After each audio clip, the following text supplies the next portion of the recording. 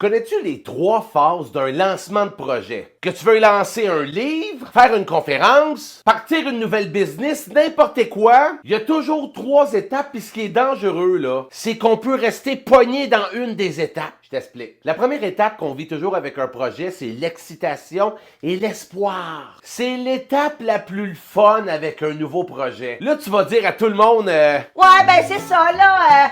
Je vais devenir auteur. Je me lance en business, là, pis je travaille là-dessus, là. Tu vas dire à tout le monde que tu travailles sur ton nouveau projet parce que toi-même, t'es excité et t'es motivé. Il y a une grande différence entre être en mouvement et être en action. Être en mouvement, c'est que tu travailles justement sur ton projet. Tu regardes pour trouver un titre cool, tu regardes les couleurs de ton branding. Mais le risque d'être dans la phase 1, là, c'est que tu restes dans la phase 1 pendant 1 an, 2 ans, 3 ans, 5 ans, puis que tu restes dans le rêve pendant un méchant bout. Pourquoi?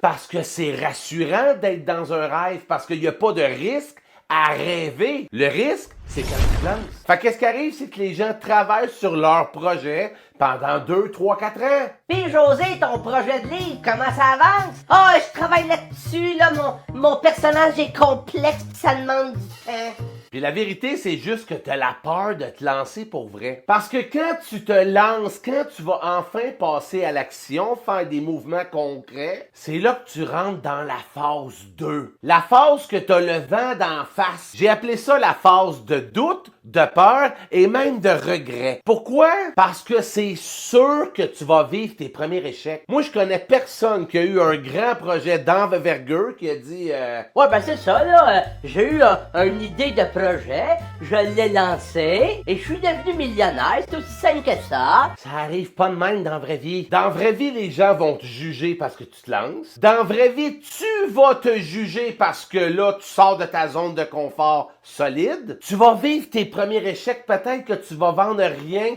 de ce que toi tu disais, oh my god, c'est la plus belle idée du monde. Puis le vrai risque, c'est pour ça que je fais cette vidéo-là, le vrai risque, là, c'est que les gens qui sont dans la phase 2 restent pas dans la phase 2 assez longtemps. Il faut que tu acceptes d'avoir le vent d'en face pendant un certain temps, ça fait partie de la game. Parce qu'il y a trop de gens que, quand ils ont le vent d'en face un peu, ils disent « Hey, je pense que c'est pas pour moi. Je pense que je suis pas bon ou je suis pas bonne, donc j'arrête. » Puis qu'est-ce que les gens font? Ils retournent dans la phase 1 avec un nouveau projet! Ouais, finalement, c'est pas un livre que je vais faire, c'est un podcast. Puis là, ce qu'ils vont faire, c'est qu'ils vont gosser encore pendant 1 an ou 2, essayer d'ouvrir leur podcast parce qu'ils retombent dans la zone du rêve. Puis le rêve, c'est rassurant. Fait que moi, ce que j'ai envie de te dire, si t'as un rêve, t'as un projet, il y a quelque chose qui vibre en toi. C'est accepte d'être poche, accepte d'avoir le vent d'en face pendant un certain temps. Parce que quand tu vis des échecs, quand tu fais des erreurs, c'est là que tu t'ajustes,